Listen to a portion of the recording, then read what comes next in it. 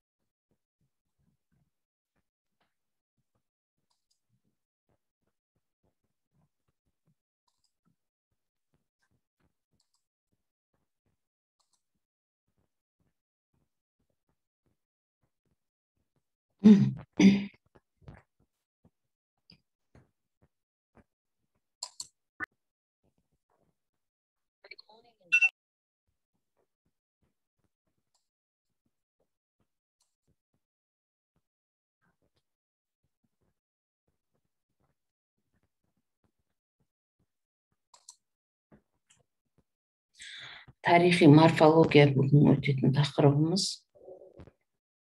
Қазақ тілінің тарихи морфологиясы дегенде нені білеміз деп, ол ең алдымен сөз түбірінің дамуы, түбірдің дамуындағы үдерістер, фонетикалық, морфологиялық, сосын түбірлердің синкретизмі.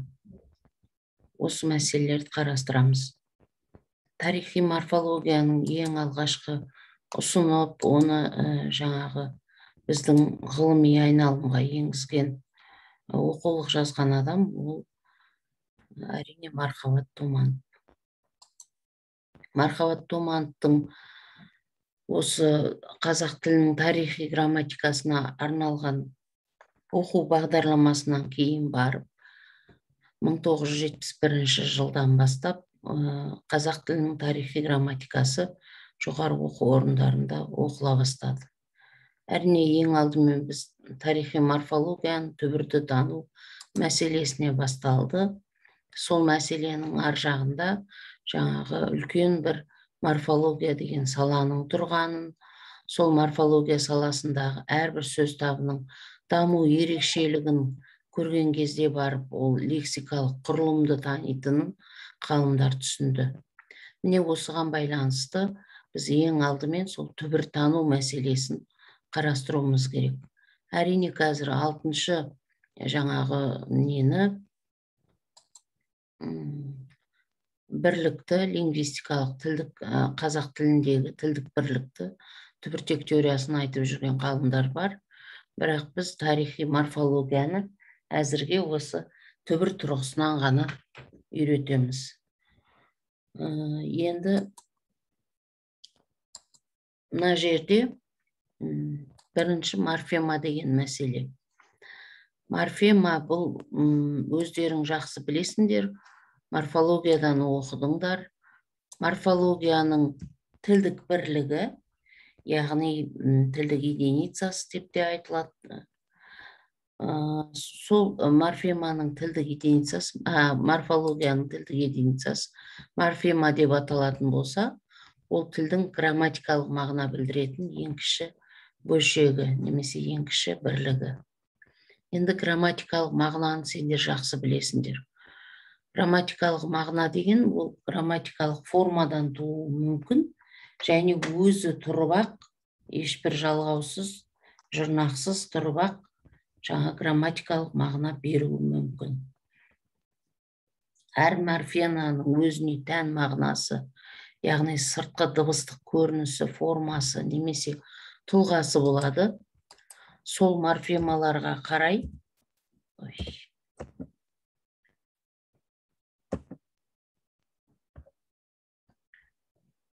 сол морфемалардан, морфема дыбыстардан құралады.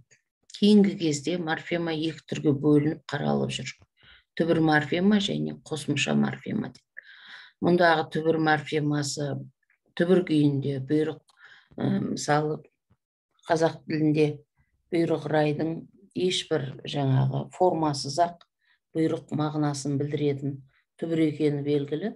Сондай түбірлер, содан кейін қосымшалар. Қосымша морфеманы, ол қосымшалардың барлығын қосымша морфема деп айтамыз. Түбір морфеманың құрылысы жағынан да, мағынасы жағынан да сөздің әрі қарай бөлшектеуге келмейтін мағыналы түпкі бөлшегі, негізі деп айтатын болсақ. Ал енді келесі, егер қазақ тіліндегі фактілерді тарихи ескерткіштер фактілерімен салыстыратын болсақ, онда бүгінгі тілімізде негізгі алғашқы түбір делініп жүрген біраз түбір сөздердің өзін алғашқы түбір немесе өлі қосымшаға айыруға болатынын көреміз. Мысалы, қазіргі қазақ тілінде қартаю етістігін ескі жазбалар тілінде сондай сөзбен салыстырып, мысалы Құтадғу Білік тілінде осы етістік қары етістік мәнінде түрінде қолданылған кездестіруге болады. Қазіргі тілімізде қартай сөзінің құрамындағы тыны байырғы түбірмен жымдасып кеткен ырықсыз етіс қосымшасы деп тануға тура келеді. Қария немесе кәрия сын есімде үшінші жақ элементі кездеспейді.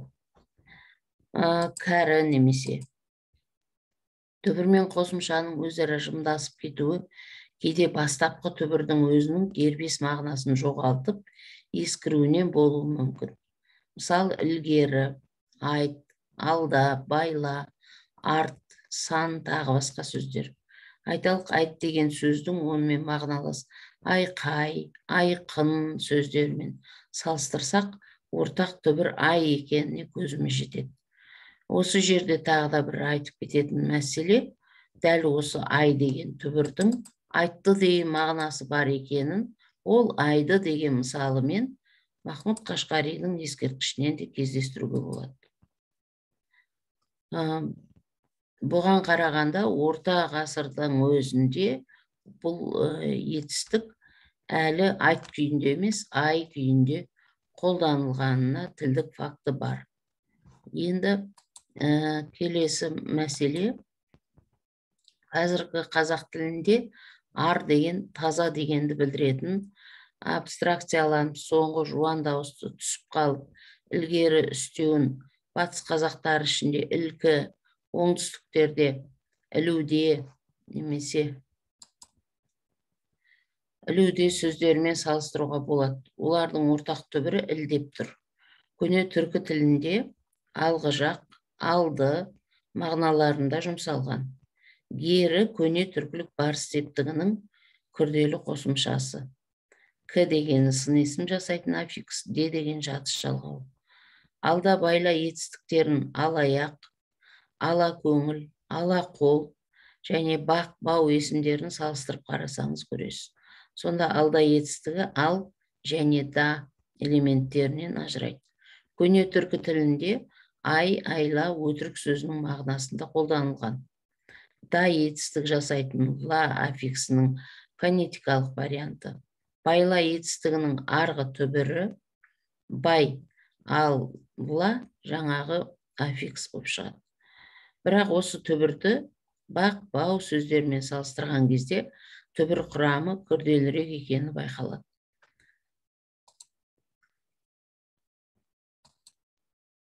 Салыстырма материалдарға қараған кезде көне түркі тілінде қимыл есімін жасайтын ғ аффиксі болған. Бақ дегендегі сөздің құрамында ғының қатаң варианты, олай болса байла деген етістіктің құрамындағы иді, сол иде, қысқа иде, сол қосымшаның фонетикалық көрінісі. Яғни ғының и деген сәйкестігі. Қимыл есімдерінен етістік жасау әдетте есімдерге тән ізбен жүреді. Сондықтан да ла аффиксінің жалғауы заңды құбылыс. За аффиксінің жалғануы болу керек.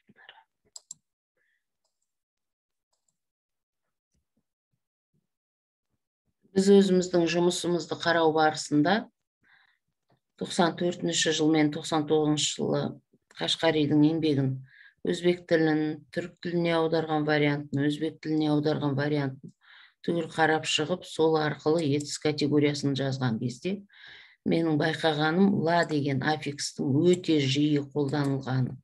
Яғни орта ғасырда есімнен етістік жасаушы актив қосымша ретінде мен Махмуд Қашқаридің сөздігі бойынша ла аффиксі актив қолданылған аффикс деп айта алатын едім. Сонымен қазіргі тіліміздегі байырғы түбір деп қаралатын бір туынды сөздердің морфологиялық қарапайымдануы Кононов монофузия, яғни жұмдасып кету десе, Рамстед сращение деп атайды. Бұл үдерістің нәтижесінде барып қалыптасқанын көреміз. Байырғы түбір деген түбірлердің барлығы сонда фузия, яғни жұмдасу арқылы, фузиялық өзгерістерге түсу арқылы ғана қалыптасқанын есте сақтаймыз. Біз сіздерге сөз жұмысын бергенбіз, осыны тереңірек қарастыру үшін. Сонда сіздер сөзді өткізген кезде осы мәселеге қарайсыңдар. Енді екінші мәселе бұл қазіргі қазақ тіліндегі тың, қарт, қария, айт, кел, кет сияқты сөздер түбір деп саналады. Дегенмен айтыс, кеміс, қарттық, тыныш тәрізді сөздер туынды түбірлер деп, туынды сөздер деп қаралып келе жатыр. Осы сөздерді өзара салыстырған кезімізде,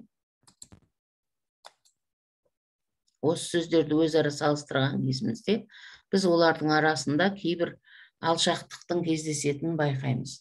Мысалы, қарт деген сөздің қария, кәрі, бұл үшеуіне ортақ морфеманы қарайтын болсақ, ол қар деген сөз. Т немесе я, дегендер қосымшалар. Түбір құрамына қатысы жоқ элементтер болып саналады қосымшалар. Ал енді айт, айтыс, айқай, ортақ түбірі ай болып тұрдағыны, сондағы айтыс сөзінің құрамында қосымшалар ыс, т элементі, ал айқай алдыңғылармен түбірлес екен мағыналық байланысынан көріп отырмыз. Сонымен ай, қар деген екеуі өлі түбірлер болып саналады. Өлі түбір деген не? Өлі түбір деген бір кезде дербес сөз болған, бірақ қазір бірнеше лексикалық құрамда қараған кезде, лексикалық қорда бар сөздердің барлығымен салыстырған кезде, ол өзінің өлі түбірге айналған мағынасынан, лексикалық мағынасының әлсірегенін көрсетеді. Осындай түбірлерді зерттеген ғалым ол бізде Жамал Манкеева, Абдуали Қайдардың жетекшілігімен зерттеген. Екінші бір танымал емес ғалым бар, өлі түбірлерді қараған өмір бойы. Ол Ақерке Мамиева деген ұстазымыз бізге семинар сабағынан берген. Ол кісінің де жылдар бойы қараған өлі түбірлер болды, бірақ енді не кітап, не басқа нәрсе ұсынбағандықтан көпшілік білмейді. Бірақ біздер шәкірттері оның өлі түбірді қарастырғанын байқадық сол уақытта.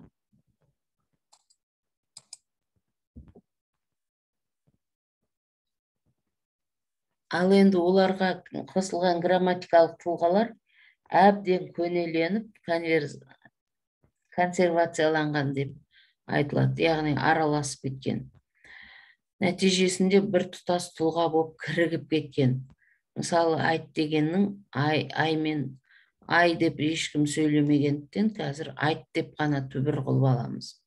Айыр деген сөзде сондай. Ыр деген ненің өзгелік етістің жұрнағы. Жорт дегендегі жору деген сөздегі жор дегеннен басталады дағыны. Тысы етістіктен, ол да өзгелік етістің жұрнағы. Тарихи салыстырмалы әдіс арқылы зерттеудің нәтижесінде ғалымдар өлі түбір деп санайтын элементтің прототипі көп жағдайда туыстас тілдерде, тіпті ана тіліміздің өзінде де түбірлес сөздердің я тіркестердің құрамында өмір сүре бермейтіндігін де байқаған.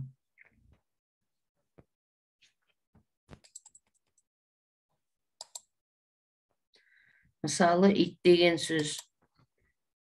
Ит деген түбір күйінде, енді итер деген сөзді қарағанда, хакас тілінде ит, толкать, пихать, проталкивать. Айт деген орта ғасыр ескерткіштерінде говорит, рассказывать, разъяснять, толковать. Байла деген якут тілінде связывать. Мұндай түбірлерді анықтау үшін біріншіден кез келген модельді алып, сол арқылы жасалған синхрондық түбірдің құрамына өзара ұқсас, тектес әрі мағыналас грамматикалық форматтарды түбір мен мағына тұлға жалғасқан жігінен формальды түрде болса да бөліп алып қараймыз. Мысалы, ыр моделі ауыр, жасыр, кідір, тағы сол сияқты етістіктердің құрамында грамматикалық форматтың өзін бөліп алып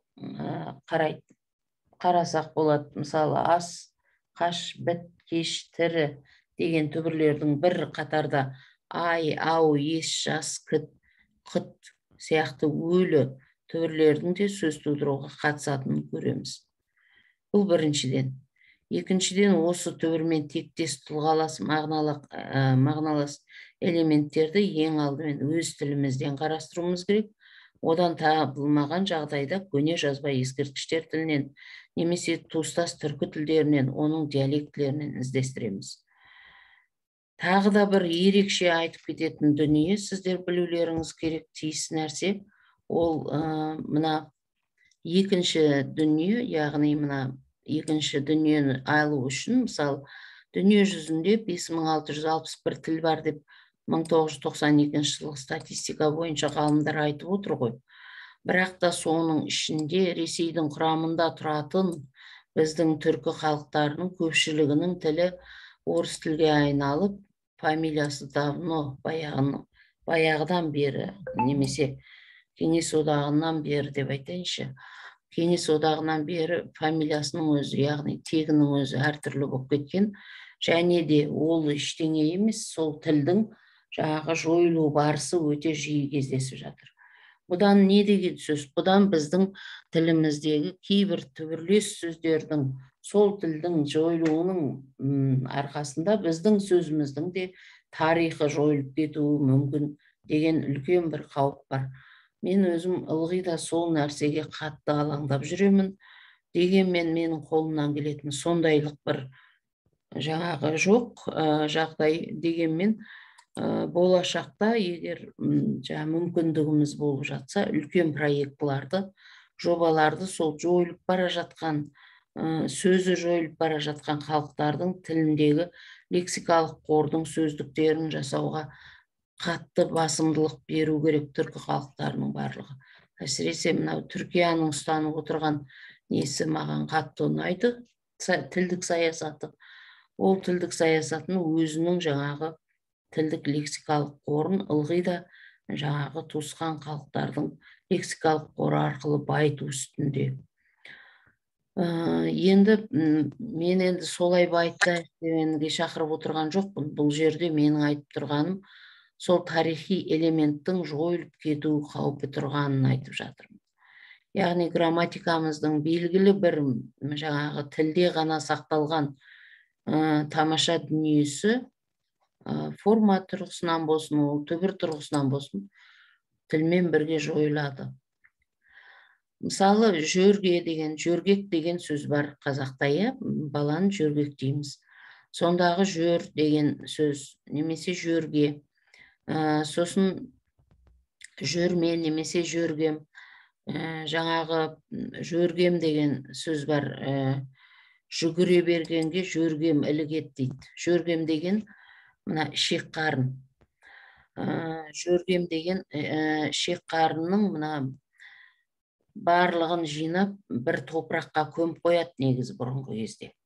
Сол көміп қойған нені, жаңағы ішек қарынды жүгіріп бара жатып, жаңағы аяғымен басып кеткен кезде жүгіргенге жөргем ілігет деген жаңағы біздің сөзіміз шығады. Ол кезінде Рабиға Сыздықтың кітабында бар ол жөргем деген, бірақ оның түпкі негізін осы Әбжан Құршанұлы айтқан. Ең алғашқы жаңағы жөргем деген сөзді түсіндірген кезінде ол осының тарихын жаңағы біздің тікелей іс-әрекетімізбен байланыстыра түсіндірген. Енді сол жүгіргенге жүрген ілігет деген сөзімізде қалған түбірдің жөр түбірі болады ең соңында. Жөрді енді жер деп айта салуға да болады, бірақ несі бар, жаңағы арнайы сақталып қойған тамағы бар деген сөз. Қай түбірі? Қай түбіріне қарасақ, қайыр, қайыс, қайқай, қайқи, қайт деген сөздердің түбірінің барлығы жаңағы Махмұд Қашқаридың сөздігінде тұр. Ол дербес сөз болып, және древнетюркский словарь 1969 жылы Ленинградтан шыққан. Соның ішінде де Махмұд Қашқарида кездесетін сөздік деп, сөз деп, осылай поворачиваться, оборачиваться деген жаңағы аудармаларын орыстар беріп қойған, орыс түркологтар. Жыл түбірі негізі чыл түрінде, қазақ хакас тілінде жылжы мағынасын береді.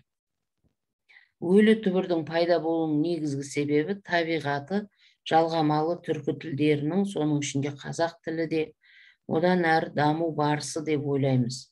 Яғни грамматиканың өте баяу дамитынын білесіздер. Сол баяу дамудың өзінде өлі түбірлер ол біздің жаңағы сөзіміздің дамығандығын көрсететін табиғи дүние. Сондықтан да оларды зерттеу сөз қорының негізгі ұйытқысы болып тұрған, қайнар көзі болып тұрған түбір сөздер табиғатын айқындауға көмектеседі. Түбір сөздер табиғатын көп адам қызығып бастап, содан кейін көпшілігі енді оның жаңа теперішіне қиындығына шыдамай қалдырып кетеді. Дегенмен сіздер осы қазірден айналыссаңыздар, көптеген сөздерді арнайы жинайсыздар деп ойлаймын. Грамматикалық категория дегеніміз тарих тұрғысынан өзгермелі құбылыстардың бірі екені белгілі. Өйткені грамматикалық категория деген ол форма мен мағынадан тұратын дүние. Форма мен мағынадан тұрады, және олар өзара грамматикалық үстейтін мәндері бір-біріне қарама-қарсы болса ғана грамматикалық категория бола алады. Алайда олардың құрылымдық семантикалық өзгерістері өте баяу қарқынмен жүргендіктен, бұл грамматикалық категорияның жаңағы тарих тұрғысынан алынбай жүргені сондықтан. Нақты қазір грамматикамызда бар дүниені аласың да, сол бойынша ары қарай түбірін қарай бересің. Енді синкретизм деген не?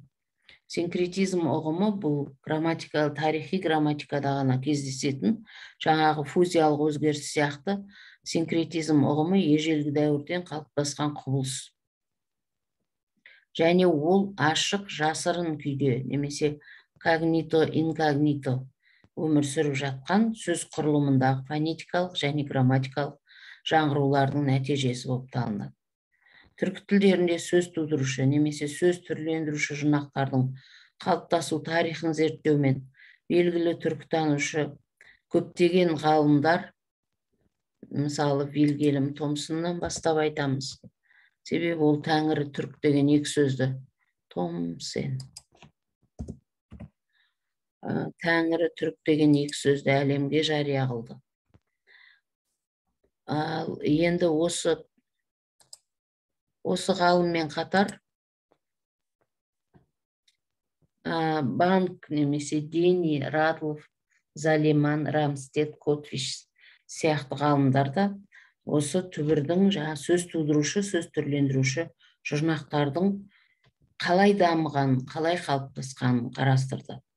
Әрине осылардың ішінде озық өзінің ой жағынан да және жұмысының нәтижелігі жағынан да жұмыстарының қазіргі уақытқа дейін қолданыс барысынан да ерекше айтатын ғалым ол армянның ғалымы Севартьян. Севартьянның жаңағы ғылыми жұмыстары, 20-ға жуық ғылыми жұмыстары бар. Соның ішінде етістік қосымшаларын санап өткен. Бұл Севартьяннан басқа тағы да Тенишев деген ғалым бар. Тенишевтің тікелей жаңағы қосымшалардың тарихын қарастырып, сол арқылы арнайы указатель дейді ғой, указатель, көрсеткіш, арнайы көрсеткіш қосымшалардың жаңа түркі тілдерінің байырғы сөздеріндегі қосымшалардың үлкен көрсеткішін жасаған кітабы бар.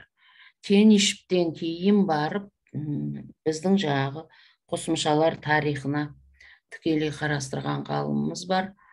Осы қосымшалар тарихы дегенде арнайы жұрнақтардың сөз тудырушы жұрнақ, сөз түрлендіруші жұрнақ деп екеуін бөліп, әсіресе сөз тудырушы жұрнаққа көп көңіл бөлген ғалымдар бар. Солардың ішінде енді ең алғашқысы әрине Ерден Қажыбеков емес, одан бұрында болған қосымшалардың тарихы деген кітабы бар.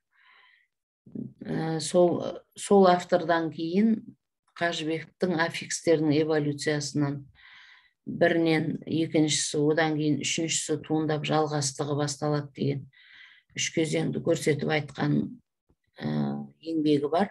Міне еңбегі мына астында тұр.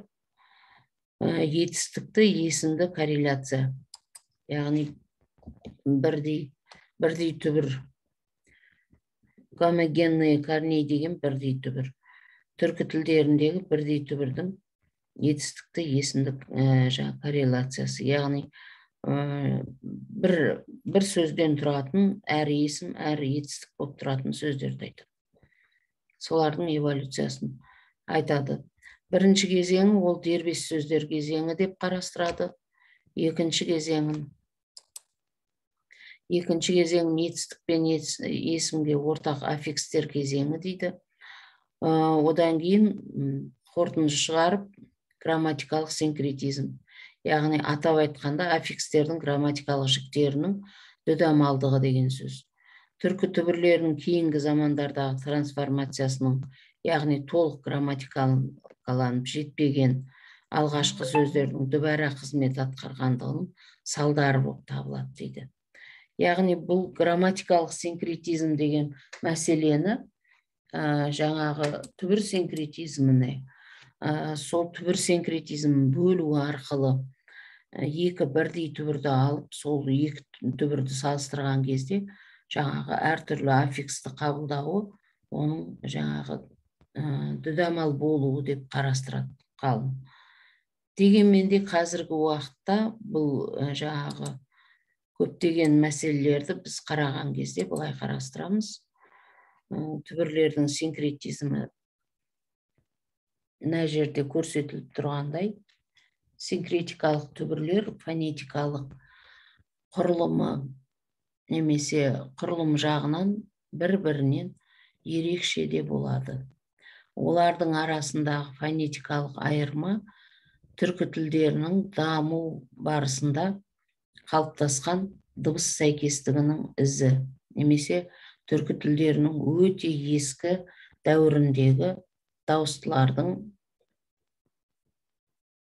тұрақсыз қолданылуының қалдығы болуы мүмкін. Мынау мысалы Ерден Қажыбектің айтқан пікіріне тура келеді. Енді қазақ тіліндегі көр, немесе көз сөздерінің, немесе тер, тіз сөздерінің, тура, түзу деген сөздердің қатар-қатар айтылған. Бұл сөздердің барлығын Ерден Қажыбеков өзінің еңбегінде қараған. Әдетте синкретикалық етістіктер мен есімдер бір-бірімен себептен болған байланысты болып отырады, белгілі бір себептен. Мысалы, ауыр деген етістік сол жаңа процестің нәтижесі болып саналатын ұғым. Ал ауыр у десең етістікке айналады дағыны, ал ауыр десең бұл жұмыс өте ауыр, қандай деп ол түбірі сын есім болып тұр. Синкретикалық түбірлердің табиғатын тануда айрықша назар аудару қажет мәселе олардың өзара семантикалық байланыстары. Яғни өзара семантиканы ашқан кезде барып, біз оның жаңағы қандай түбірден тұратын, немесе қандай тудырушы жұрнақ екен анық аңғарамыз. Синкретизм деген синкретикалық түбірлер грамматикалық мәні мен қызметі жағынан бірдей болатын сөздер деген сөз. Яғни синкретикалық түбір болу үшін грамматикалық мәні және қызметі жағынан да бірдей болуы керек. Ал ала-құла болса, ол енді жаңағы Ерден ағайдың айтпақшы, ала-құлалық ол барып, оның грамматикалық жағынан әлде дамымаған көрсетеді дейді. Біз енді бүгін мына зат есімдердің жалғауларының бас жағын айтып кетейік, себебі септік категориясына біз әлі көп лекция арнауымыз керек. Зат есімнің жалғауларын мен осы 8 минутқа сыйдырып айтуға тырысайын. Зат есімнің жалғауы деген кезде біз өзі КТС деп өмір сүреміз. Көптік, тәуелдік, сосын септік. Бұл үшеуі зат есімге жалғанатын жалғаулар дейміз. Дегенмен етістіктің жалғауы болып танылатын жіктік жалғауы да кейбір зат есімдерге жалғанады. Қандай зат есімдерге? Мысалы, оқушы немесе мұғалім деген сияқты, мен мұғаліммін деген кезде, мен инженермін деген кезде, яғни белгілі бір кәсіптік немесе маманды білдіретін сөздерге, зат есімдерге жалғану арқылы жіктік жалғауы көрінеді. Енді сонда біз КТЖ деп аламыз дағыны, мына жерде көптік, тәуелдік, жіктік жалғауларын бүгін аламыз. Ал сыны, септік жалғауын ерекше дамыған бір категориялық тұрғыдан дамығандықтан оны бөлек аламыз. Мына жерде тұрған көптік категориясында, көптік категориясы, тәуелдік категориясы, жіктік категориясы немесе жақ категориясы деп айтады. Бірақ мынау жақ категориясы болған кезде етістіктің жақ категориясы, ол зат есімнің емес. Одан кейін мына көптік категориясы деген лексикалық категория болып саналады. Өйткені бұның формасы біреу-ақ лар және жұлдызша қоямыз, себебі лар, сосын оның варианттары деген тұрғыдан. Тәуелдік категориясы, бұл тәуелдік категориясының алдында тағы да бір жаңағы сөздің тұрғанын қажет етеді, ілік септікті сөздің. Сондықтан бұның да жаңағы категориялық жағдайы грамматикалық категориядан гөрі әлсіздеу деп қарастырамыз. Тілдің грамматикалық құрылысы баяу өзгереді дедік жаңа сөзімізде. Морфологиялық құрылыстың дамуында тілдік үдерістер морфологиялық жылысу немесе аналогия, жіктелу деген сияқты құбылыстар ұшырасады. Осы құбылыстардың барлығы морфологиялық құрамға әсер етеді. Яғни морфологиялық құрамда өзгертуге немесе белгілі бір жағдайда оның жаңағы мәндік сипатын өзгертуге үдерістер.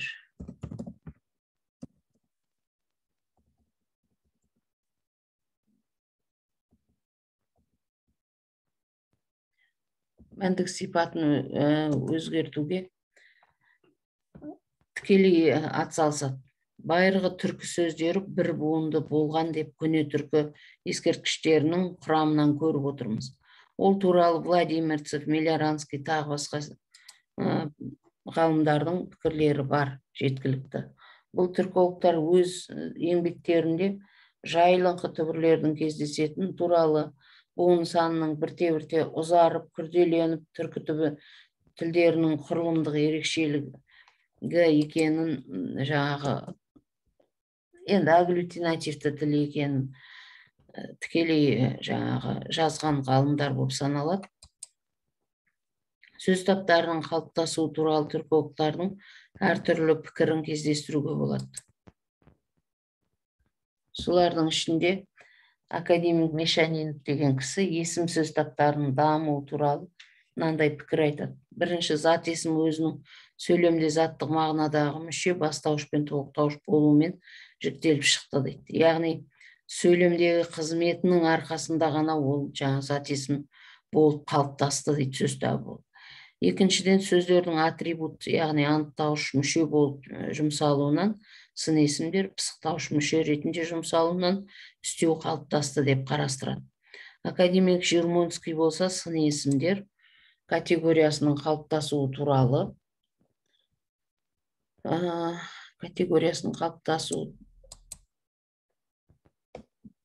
яғни Есімдердің зат есімдер мен сын есімдерге жіктелуі үнді Еуропа тілдерінде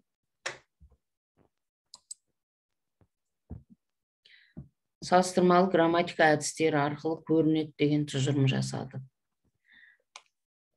Енді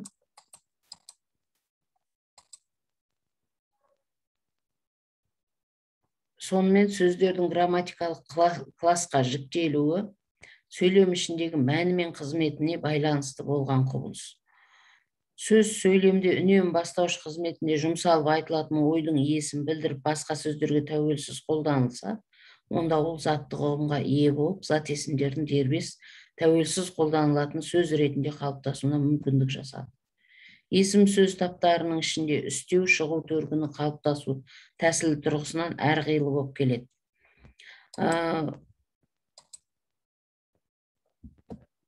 Морфологиялық жағынан үстеулер бірде есім негізді болса, бірде етістік негізді болып келеді. Сондықтан оларды ғалымдар кеш қалыптасқан грамматикалық класс деп санайды. Көптеген үстеулердің құрамын бөлшектеуге оңай, ажырауы оңай, сондықтан бұл сөз осыған дәлел болып саналады. Сан есімдер түп негіз жағынан басқа сөз таптарымен ұшырасып отырады. Зат есімдердің тобындағы сөздердің ішіндегі дербес қолданылатыны зат есім, есімдердің басқа топтары осы зат есімдер айналасына топталып, осыған қатысты ғана қолданылады, және зат есімдер тек заттық мән мағына туғызушы ғана сөздер емес, сонымен қатар дербес қолданылатын сөздер болып саналады. Біздің эрамыздан бұрынғы 5 ғасырдың өзінде жаңағы ең алғашқы грамматика деп санскрит грамматикасын, яғни Аштахияйды оқыған кезімде, мен сол Аштахияйдың тілін қараған кезімде, үнді тілдерінің, кейіннен үнді тіл білімінің немесе үнді тілдік дәстүрінің тарихы деп мен арнайы кітап жаздым, әлемдік тілдер тарихы деген. Сол әлемдік лингвистика тарихы немесе қазір докторанттарға оқылады, әлемдік лингвистика деген сабақ.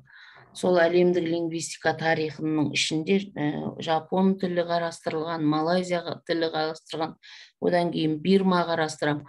Солардың қай-қайсысы болсын затты есім бірінші қолданыс болып саналады, және жаңа біздің эрамыздан бұрынғы 5 ғасырда жазылған алғашқы грамматика деп танылатын үнділердің санскрит грамматикасы Аштахияйдың өзінде есімдер, етістіктер, диалогтар деп 3-ке бөлінеді сөздер.